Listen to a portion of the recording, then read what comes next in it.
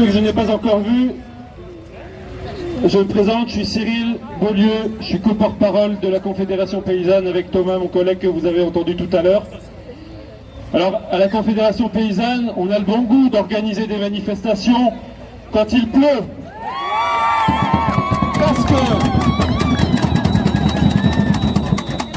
Parce que nous, quand il fait beau, on n'est pas derrière des tableaux Excel pour gérer nos agrobusiness.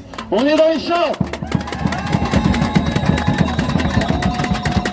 Et c'est aussi pour ça qu'on n'a pas amené des gros tracteurs. Nos gros tracteurs sont restés dans nos fermes. Par contre, il y avait un mot d'ordre pour cette manif-là, entre autres, c'était d'amener vos tracteurs.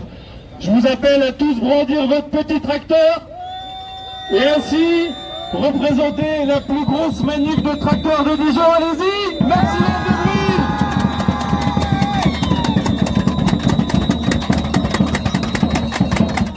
Alors il était nécessaire pour nous, à l'occasion de cette manif-là, de prévoir un arrêt devant la Cité internationale de la gastronomie, voulu comme un symbole pour faire rayonner Dijon et ses territoires. En réalité, ce vaste lieu, froid et vide, ne met en valeur qu'une gastronomie d'élite, entendez, réservée aux privilégiés qui en ont les moyens, à travers de grandes figures locales et historiques, de grands terroirs, mais on a oublié l'essentiel, les petites mains anonymes et modestes des ouvriers, c'est nous qui participons pourtant pleinement à cette renommée. Moi je suis paysan boulanger et j'ai rarement vu des pains de seigle vendus à 11 € le kilo. C'est ce qui se passe ici.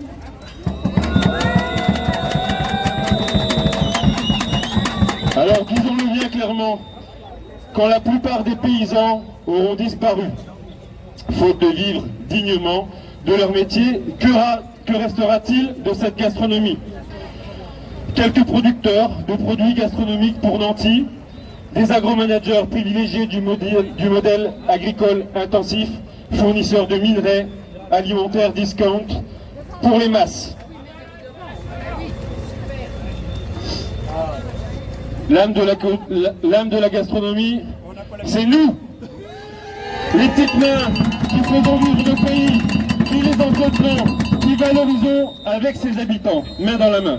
Notre vocation de paysannes et de paysans, c'est de produire une alimentation de qualité pour toutes et tous, qui respectent nos territoires et qui respectent le vivant. Bravo !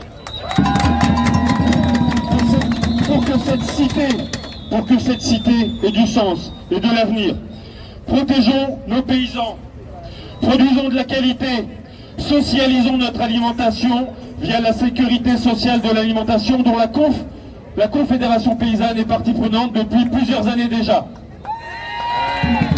Transformons cette cité pour qu'elle devienne la cité de la gastronomie et de l'agriculture paysanne.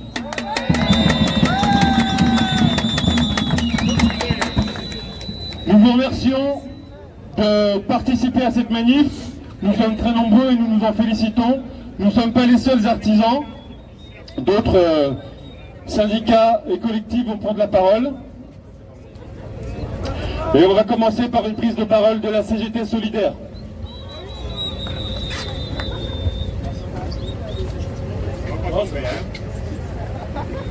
Donc c'est un communiqué confédéral, intersyndical, CGT Solidaire. La mobilisation du monde agricole met en lumière un scandale. D'un côté, de plus en plus de paysans et de paysannes ne vivent plus de leur travail.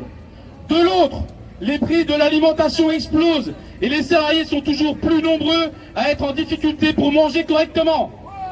Pourquoi? Parce que les richesses sont captées par la finance, par les multinationales de l'agroalimentaire et par la grande distribution dont les marges atteignent des records. Ce sont les mêmes, les patrons de l'agroalimentaire et les patrons de la grande distribution qui s'allient pour tirer vers le bas la rémunération des agriculteurs et qui exploitent leurs salariés. Les causes du malaise sont les mêmes, les revendications se rejoignent. Vivre dignement de notre métier. Vivre dignement de notre métier.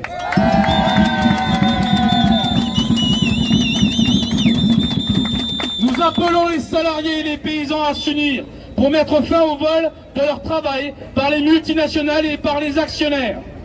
Le mouvement des agriculteurs et des agricultrices en colère doit permettre une revalorisation du travail. Rappelons-nous, durant le Covid, les métiers d'utilité publique ont été applaudis. Paysannes, personnels soignants, éboueurs, routiers, caissières, enseignants. Où en sommes-nous aujourd'hui pour ces travailleurs et travailleuses? Toujours plus de difficultés à se loger, à se nourrir, vivre correctement. Sans parler d'une réforme des retraites injuste et inique pour laquelle les paysannes et paysans se sont mobilisés aux côtés des salariés en ravitaillant des produits des fermes pour nourrir la lutte. Le débat public autour des conditions de travail et le niveau de rémunération des agriculteurs et agricultrices doit permettre de réorienter les politiques publiques au service de l'intérêt général et des travailleuses et des travailleurs de la terre. S'il n'y a pas de paysannes et de paysans au travail, il n'y a pas de nourriture dans les assiettes. Point barre.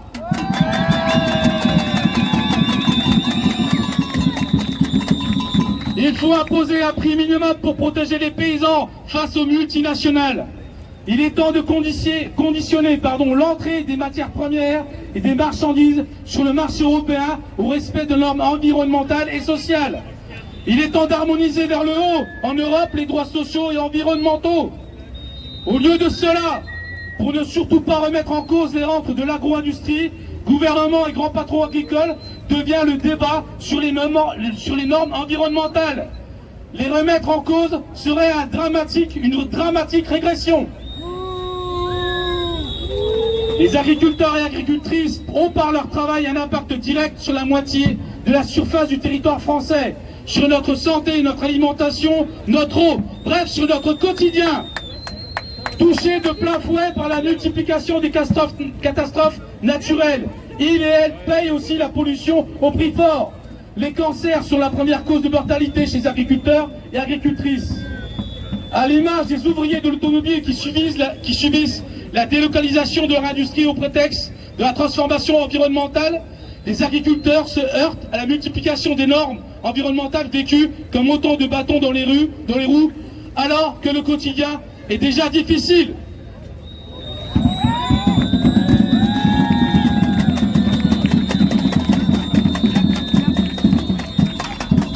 La mise en opposition du social et de l'environnement.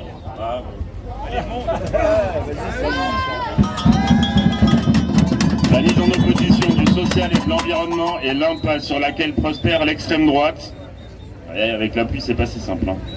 Et les politiques néolibérales. Comment la dépasser et traiter l'urgence sociale et écologique de front et ensemble, en ayant enfin le courage de s'attaquer au capital. De plus en plus de Français et de Françaises aspirent à manger une nourriture de qualité, mais n'en ont pas les moyens. De plus en plus de paysans aspirent à transformer leur façon de produire en adaptant des pratiques agroécologiques, mais ne disposent pas du soutien suffisant pour réaliser cette transition coûteuse. Augmentons les salaires et revalorisons le travail. Remettons à plat la répartition des subventions et révisons en profondeur le modèle agricole. Voilà les chantiers qu'il faut ouvrir pour permettre à chacune et à chacun de vivre de son travail et de consommer une alimentation de qualité produite en proximité.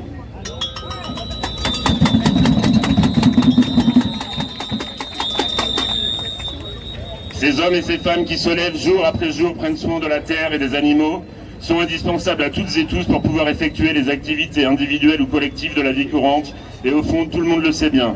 Pourtant, une partie significative des agriculteurs vivent en dessous du seuil de pauvreté, endettés et dépendants d'un système économique inhumain. Quant aux ouvriers agricoles et aux saisonniers, ils et elles cumulent précarité, bas salaire et pénibilité. Le monde paysan est en quelque sorte à part, tant les droits sociaux octroyés à cette profession sont faméliques. Pas de droit au repos, retraite misérable, en particulier pour les paysannes, recul des services publics dramatiques dans nos campagnes, un scandale. La seule réponse qui leur est apportée est la course au gigantisme. Pour tenter d'avoir un revenu digne, il faut produire toujours plus, s'agrandir et s'endetter. Ainsi, les agriculteurs se retrouvent dépendants, voire pieds et poings liés vis-à-vis de l'agrobusiness, et on transforme les paysans en agri-managers avec une logique de patron, voyou. Sommes-nous prêts à voir le monde agricole continuer à périr sous nos yeux pour au final délocaliser la ferme France? Depuis 50 ans, la superficie des exploitations a été multipliée par 4 et le nombre de paysans a été divisé par 4. Quel est l'intérêt de cette course au gigantisme? Quel est le sens de forcer les agriculteurs français à produire toujours plus pour inonder les pays émergents de poulets, de batteries et de lait en poudre. L'histoire a démarré avec cette logique de libéralisation prônée par l'OMC. L'industrie française n'a pas pu résister contre le moins-disant social et environnemental. L'usine France a été délocalisée. Le monde ouvrier en a fait les frais et les paysans ont déjà payé un lourd tribut. Il est temps d'engager une rupture avec le dogme du libre-échange qui asphyxie le système agricole et alimentaire et le monde paysan, qui met en compétition les travailleuses et travailleurs du monde entier et tire les droits sociaux et environnementaux vers le bas. La réponse à la mobilisation par la reconnaissance du travail et par la fin de la marchandisation de l'agriculture. Merci à toutes et à tous.